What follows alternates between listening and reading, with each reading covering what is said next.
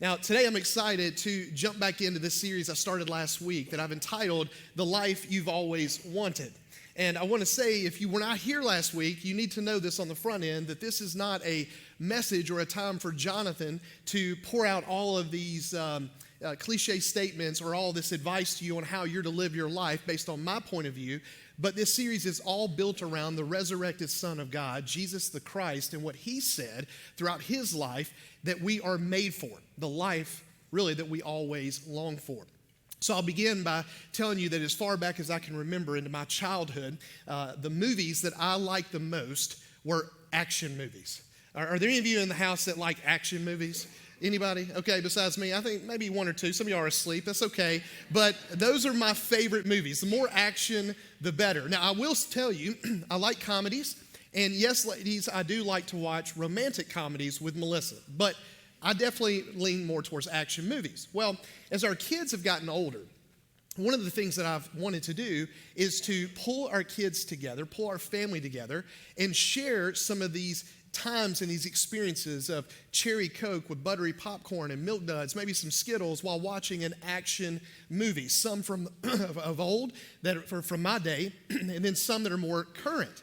And so whenever I've brought this idea up, my boys, I have 4 boys and 1 daughter, my boys always lift up their hands, pump their fists. They're all about it, okay? They love action movies. Melissa, who's my wife, and those of you that know her, you'll know this is true, she's just whatever everybody wants to do. She just rolls with whatever everybody's up for. But when I got to my daughter, Molly, and I would bring this idea up about watching an action movie, she would give me this look of disgust. For those of you that have raised little middle school girls and high school student girls, or you're in the middle of it, you know what I'm talking about, don't you? Girls, this is a gift, okay, that you have, that you possess. And Molly would do that. She would give me this look of disgust that she was not in any way interested. And I'm not going to lie. When she would do this, I would get a little sad as well as frustrated because I wanted for all of us to enjoy these movies together. Well, I think God heard the cries of my heart because in 8th grade, God brought a young student who's now a young man into Molly's life. His name is Jacob Perkins. And Jacob, who's now Molly's husband of a little over a month, guess what kind of movies he loves? Action movies. And guess who now likes action movies? You'd be right. Molly Perkins likes action movies. So because of this, I've been able to pull everyone together. I've introduced them to all the Jason Bourne movies, okay? All the 007, the more recent ones, all the Mission Impossible movies. And so I've been able to get my wish. But I will tell you that as I have thought about and as I've experienced a lot of action movies, what I always enjoy about them is that the writers always build up to this one scene in the movie. You could call it the final stand, where the soundtrack changes to something somewhat ominous. You begin to feel emotions inside of you with these characters you've identified with, and you're wondering, okay, are they going to live or are they going to die? And as I've watched these movies, something that I've picked up on about some of these scenes for the final stand is something that probably will surprise a number of you. That you've seen them, you just maybe haven't really pulled this out. That a lot of them are centered around an oil rig in the middle of an ocean. An oil rig in the middle of the ocean. Now, I did a little research, but I can recall some of these. Deepwater Horizon, starring Mark Wahlberg, or Marky Mark for all of us old people. That movie was centered around the scene here. Iron Man 3 with Robert Downey Jr. was also a part of that movie. Also in the very realistic shark movie I watched in the past year and a half, Meg 2, that's starring Jason Statham, is around an oil rig. You can think of also Armageddon and Man of Steel, and there's probably others I haven't thought about. And the reason why I believe that these writers put this final stand on around oil rigs is because they can be as far as 250 miles out in the middle of an ocean. 250 miles. Now, I have never visited an oil rig. It's not on my bucket list. It's not a vacation destination spot for me, so I don't plan on it. But my bet is if I were to go 250 miles out in the middle of the ocean, stand on an oil rig, turn around and look, that all I would see would be water everywhere, which means there's nowhere to run and there's nowhere to hide. In each of these movies, when there is a final stand, All of these main characters that are a part of this, they do everything they can possibly do to stay as connected to or as close to the oil rig. They don't attempt to swim off and swim for it because they know that they would perish. They know that they would not make it. That their only refuge in the midst of this ocean is this oil rig that is anchored into the seabed by this oil rig. This is all they have to be able to stand on and to find refuge. And this has really helped me a lot as I've thought about a description that one of the apostles wrote about Jesus. And I want to show you what he wrote in Hebrews. This is how he described him. He said, "We have this hope as an anchor for the soul, firm and secure. It enters the inner sanctuary behind the curtain. Jesus has entered there on our behalf." This writer, of course, writing 2,000 years ago, he did not have oil rigs to our knowledge, but what they did have were boats with anchors. And what's interesting about the scriptures is that the scriptures will use water to represent times of refreshing and beautiful things, but also the scriptures many, many times will use water to speak to or to illustrate this force of power that is so overwhelming that you cannot take it on because it will drown you, it will pull you under, it will hold you under. This is all through the scriptures. It represents chaos and death. And so when this writer is writing this about Jesus, what he wants for us to imagine is that Jesus, in this world that is just basically this ocean of water, that he is the only hope. He is, if you will, our only refuge. He is the anchor for our souls. And so we are to cling to him. We are to look to him and put our trust completely in him. As you read through the Gospels, you see that Jesus was very convinced that he was sent here on a mission from God to be a rescuer, to be an anchor for the soul, to be a refuge for people. And there's a number of statements that he makes, but I want to walk you through what I believe is one of the clearest and probably one of the boldest statements Jesus made, where he spoke about himself as being this. And Matthew records this in Matthew 16, in verse 24. This is what he tells us. "Then Jesus said to his disciples, 'If anyone wants to follow after me, let him deny himself, take up his cross, and follow me. For whoever wants to save his life will lose it, but whoever loses his life because of me will find it. For what will it benefit someone if he gains the whole world, yet loses his life?'" It's as if Jesus is standing there in the midst of, again, using our imagination, this global water just filled with the world. And he is the refuge. And when he's speaking, saying to people is, guys, I am your only hope. I'm it. That if you want to follow me, here's what you're going to have to do. You're going to have to deny yourself. What he means by that is that you're going to have to give up on this idea that you can save yourself, that you can swim for it, that you can fix your life, save your life, you can do any of that. You have to let go of all that. You have to fully trust in me. I am to be the one that you are to find refuge in. But at the end of the day, he said, but you have a choice. You can trust me, deny yourself, follow me, save your life, or you can ignore me, turn away from me, try to save yourself, and lose your life. It's ultimately your call. And so as I have reflected on this, as someone that has been impacted by Jesus, and at the age of 20, he changed my life, what this has done is I've thought about the oil rig, I've thought about Jesus as the anchor for the soul, is it's really helped me better understand how desperate we really are in this life for Jesus. But also not only how desperate we are, but also how amazing God's love is for us, that he sent Jesus into this world so that we can find salvation, so that we can receive this mercy and the love of God and be saved. And so God has used this powerfully in my life to help me, and I'm not perfect at this, but see that I'm not to anchor my hope or my trust in any other thing in this life. No institution, no individual, not money, not stuff, but just in Jesus. That this is how we're to live life. This morning, what I want for us to do as we continue talking about the life you've always wanted is I want to look at something that Jesus said, a topic that he spoke to all throughout his ministry as being central to our salvation. And I want to show you one statement from what is oftentimes referred to as his magnum opus, his greatest work of art, if you will, in verbal form, in a message where Jesus spoke from the side of a mountain, delivered a sermon known as the Sermon on the Mount.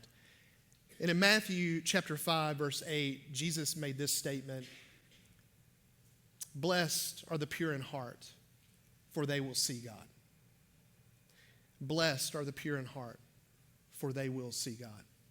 I love how C.S. Lewis spoke into this. He said this: "It is safe to tell the pure in heart that they shall see God, for only the pure in heart want to." It's powerful. What Jesus was speaking to here, and first of all, the word blessed in our English language, we tend to think of it as a word that means happy. But in the Greek language, the word that Jesus used here is far heavier than that. What it carries with is this idea of human flourishing. It's to align your life with what you were created for, or as I've entitled the series, the life you've always wanted, because it's the life God created for you to experience. But what he's saying is blessed are those who see God. Humans flourish when they see God. Humans are made to see God. And what he's referencing here in this seeing God is experiencing God. And not just experiencing God in heaven when you die. It's not that. It's to experience God right here, right now, in this life, in the flesh, with your heart beating in your chest. This is what we're meant to experience in life. This is what we're meant for, guys, is to live in a relationship with God. And so what Jesus all throughout his ministry was trying to share with people and open their hearts and open their minds to this reality that they are created to live in a relationship with their heavenly Father, and that they were to know him as dad, and he was to relate to them and wants to relate to them as sons and daughters. This is what his mission and his message was all about. But what he said is that it all comes down to your heart, the condition of your heart. And here he used the word pure in heart. In the rest of our time together, what I want to walk you through is an exchange that Jesus had that's so powerful and it's so important because it helps us better understand what he meant when he said that the pure in heart are those that see God or experience him. And we're again going to look in Matthew's gospel. If you want to follow along with me, we're going to be in Matthew chapter 15. And we're going to begin at the top in verse 1. And this is what he tells us. He said, "Then Jesus was approached by Pharisees and scribes from Jerusalem who asked, 'Why do your disciples break the tradition of the elders? For they don't wash their hands when they eat.'"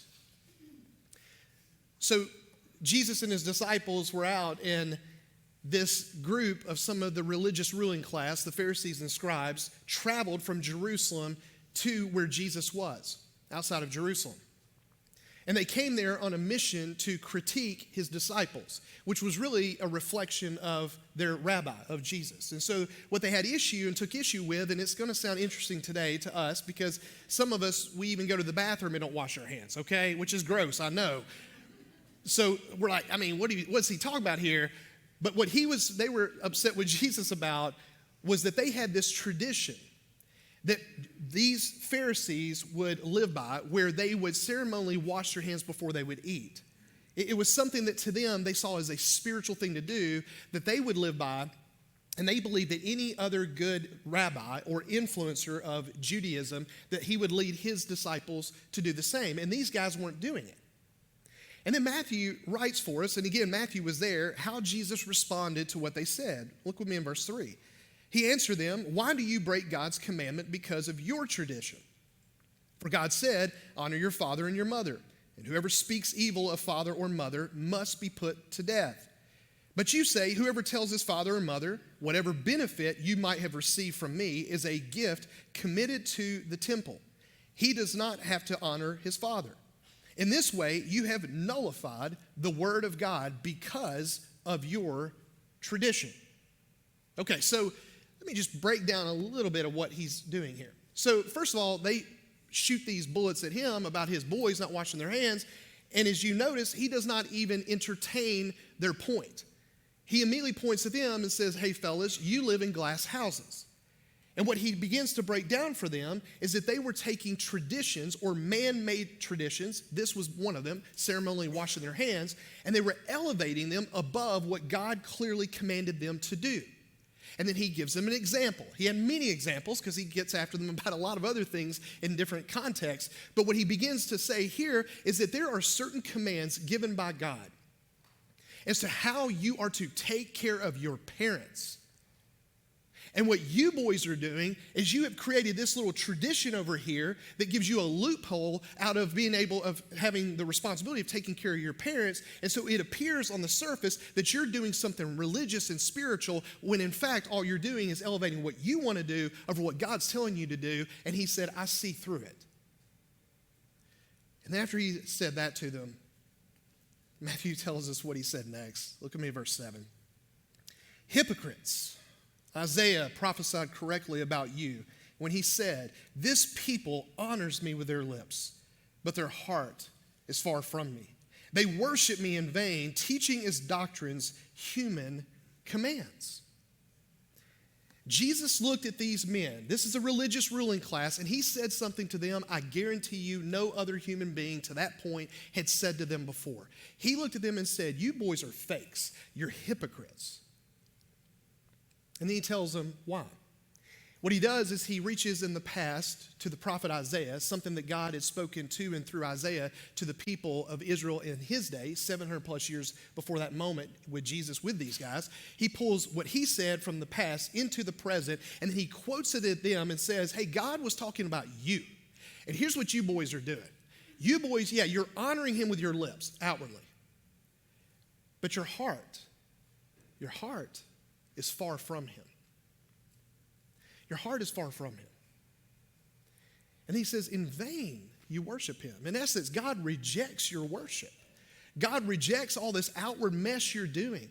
God rejects you going out and doing this because you are elevating your traditions above him, above the word of God. And then right after he says this, it's interesting, Matthew tells us that he looks to the crowd, verse 10, summoning the crowd, he told them, listen and understand. It's not what goes into the mouth that defiles a person, but what comes out of the mouth, this defiles a person. The big takeaway that Jesus had as he turned to these people that were just listening and watching this exchange take place is that, hey, when you leave our time together today, here's what you need to take away from it. It's not what you eat that actually makes you impure. It's what's coming from within, out of the mouth, that makes you impure. And then Matthew goes on and he tells us that the disciples then approached Jesus with something that they observed. Look with me at verse 12. Then the disciples came up and told him, do you know that the Pharisees took offense when they heard what you said? He replied, every plant that my heavenly Father didn't plant will be uprooted. Leave them alone. They are blind guides. And if the blind guide the blind, both will fall into a pit. So Jesus, in essence, replied back to them after they told them, Jesus, listen, man, as we watched the Pharisees and what you said to them, you called them hypocrites, and then you turned to the crowd and said, hey, these guys, this and that, they're off. They were seething with anger. They were enraged toward you. And Jesus replied and said, sorry, not sorry? Not sorry at all. It's interesting how he described them. He said they were blind guides. They're blind guides. Remember what he said about those who see God? The pure in heart? He said these men that have titles, these men that live in these elevated, lofty positions of being of the religious ruling class, they're blind. They don't see God. They don't experience God. They don't know God.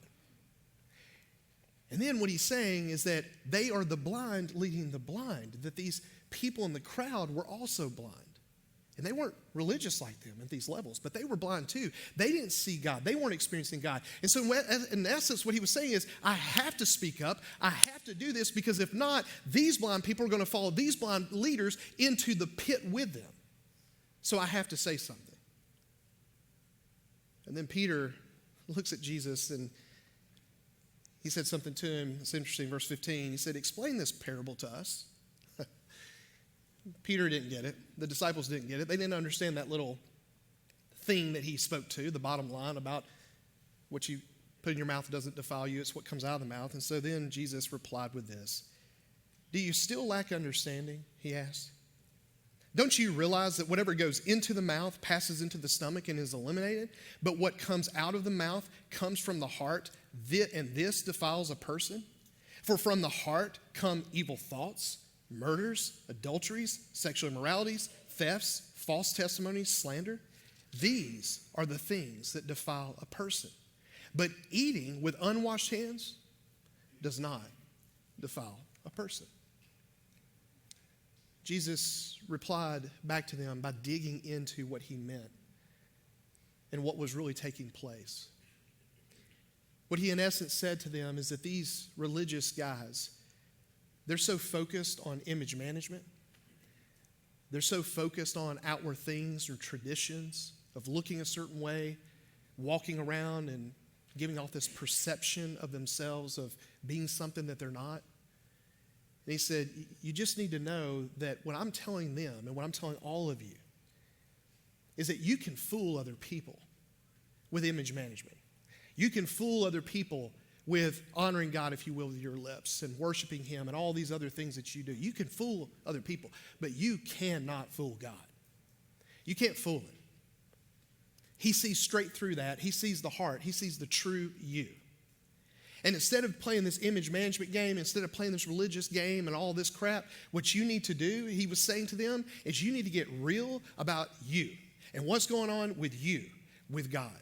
This is what you need to do. Because in the heart is the issue. It's the heart that all these things, he said everything from what you say to what you think, to what you do and your actions. Adulteries, murder, sexual immorality, lies, you go on, slander, all these things come out of the heart. And he said, you boys, you ladies, everyone, you need to get serious with God. As I think about what Jesus taught throughout his life, he described the heart in one way in particular that really resonates with me. He described it as being hard, a hardened heart. And what I'm holding up here, I know in the back you can't really see this, but is a rock, a stone. And I think this will hopefully help make sense or try to bring some of this together, what Jesus was speaking to related to the heart. And to start, I have to begin by telling you a little bit about God. Jesus describes our Father in heaven, God, as being love. The scriptures tell us that God is love. It's who he is. It's his nature. It's his essence. He cannot help but love, which means his love is always flowing in our direction. Always. So it's never turned on and off. It's never dialed back and pushing forward with more volume. No. He is love. That's where we even get the true understanding of love, even though none of us fully get that. But what Jesus described about our hearts is that our hearts are created and designed with a need to soak up the love of God. So God's love is being poured out, if you will, like water. And our hearts need his love for fuel. Our hearts need his love for healing, for transformation. But what Jesus kept pointing out over and over again throughout his ministry is that the religious, as well as the irreligious, they had hard hearts toward God. In essence, what this means is that they thought they could save themselves. They thought they could fix themselves. They didn't think they really needed God. And Jesus kept appealing to them, saying, no. You need to soften your hearts. And so this is why Jesus told stories. He told parables. One series of parables that he told are those that I think every one of you in here have heard of, some level or another. But this is the story that he told about the heart of the Father through a shepherd who had one sheep out of 100 that wandered off, and that shepherd loved that one sheep so much he left the 99 to find the one, brought the one back, and they partied and celebrated the return of that lost sheep. This represented the heart of the Father. Jesus also told the story about a young lady with her dowry, and one of her coins ends up missing, and she ransacks her house to find that one coin. She finds the one coin. She calls all of her family and her friends, and she celebrates because they have that one coin left. Jesus said, this represents the heart of the Father for the one. And then he concluded the story by telling about a father who had two sons, who both of them had hearts of stone toward their dad. One religious, one irreligious. But the father kept pursuing them and pursuing them and pursuing them out of love. He never stopped loving either one of them. And thankfully, in the end, one of those boys,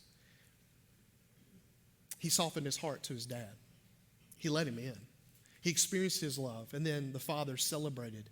But sadly, at the end of the story, the way it was left is that one son, his heart was still like this. There's a big difference, as you all know, between a stone and a sponge. It's pretty obvious. You can run water over this stone for all of eternity, and outside of erosion taking place, this stone, though, it will never soak up water. But a sponge will. It will soak it up. And this is what Jesus keeps getting at. Jesus is saying, blessed are those that are pure in heart, for they will see or they will experience God. But in order for you to experience God, to enjoy God, you have to take this hard heart and soften it and open it and be vulnerable and sincerely invite God to speak to you. Invite him to take your heart and let him in. This past week, with the events that occurred, and specifically I'll just speak to one in particular, the assassination of Charlie Kirk. And there were other horrific things that happened this week as well, I know. But when you see things like this, evil like this, and other forms of evil, and people celebrating evil in any format, what this points to, guys, is that we as people, and this is not just Americans, as people, as Jesus said, the resurrected Son of God, this is not Jonathan's opinion, resurrected Son of God said, we have heart problems. This goes beyond what people refer to today as mental health problems. Mental health is not brain-oriented. It is of your spirit, the soul, the heart, and the mind. It is the immaterial part of us. And Jesus is pointing down into the depths of who we are as human beings. And he says, listen, this in here has got to be addressed. And the only one that can get to it is the God of the heavens, Yahweh. No other human being can fix this. I can't fix me. You can't fix you. I can't fix you. You can't fix me. None of us can fix ourselves. We need God. And so we have a heart crisis, a soul crisis. This is what's going on. And it's because we keep, as people, doing this to God. And that's why people are falling into the pit. And other people are going in with them. Just the other night, as I was praying through this and about my own life, and I began to reflect on my heart, here's what I said to God. I said, Father, listen. And I didn't say it like that. Like, you know. But I said, Father, Jesus, here's what's true about my heart. And here's what I don't want to be true. I don't want to be greedy. I don't want to be selfish. I don't want to be egotistical. I don't want to be impatient or unloving or unkind. There's so many things I don't want to be. But if I'm honest, all of that is in Jonathan Wayne Dunn. And here's the reality of it. I cannot fix that. I can't. And through tears, I told him, I can't fix this. And his response has always been the same. You're not meant to. You're not supposed to. Let me do it. Let me do it. I'm the only one that can do this. Open your heart to me, and I will transform your character. And I believe that's where so many of us are today, non-Christians and Christians. Listen to me. This is so important. Many of us today are taking, much like these Pharisees who had their own traditions, we're taking self-help books and podcasts and all these materials, and if you want to refer to them, I think it's fair to do this, as traditions or principles or rules for life or whatever you want to call them, we're elevating them above God. We're elevating them above God. Like, we can fix ourselves, we can save ourselves. No, you're trying to swim for it. What are you doing? What are we doing? And God keeps calling us back, saying, no. Only I can get to your soul, to your heart and your mind and fix it and heal it. You have to let me in. And so my appeal to all of you this morning, all of you, we all need this, is to open your heart, soften your heart. Be raw and real and vulnerable before God. Let him in. And I have found in my own life that when you do this, oh my gosh, there's so much joy. There's freedom. Usually there's a lot of tears, but it's because he's transforming you. And you know, I can't do this, but yet he's doing it. We just have to let him in.